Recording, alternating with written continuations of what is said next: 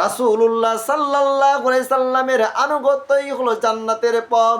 আমার ভাইয়েরা ও আমার বন্ধুরা, আমার পর্দার অন্তরালে আমার বোনেরা, রাসূলুল্লাহ সাল্লাল্লাহু আলাইহি সাল্লাম বলেছেন, কুল্লু উম্মতি ইয়াদখুলুনাল জান্নাহ, আমার সমস্ত উম্মতই জান্নাতে প্রবেশ করবে, তবে যে অস্বীকার করবে সে ছাড়া। সাহাবীগণ জিজ্ঞাসা করলো, হে আল্লাহর রাসূল, কে অস্বীকার করবে?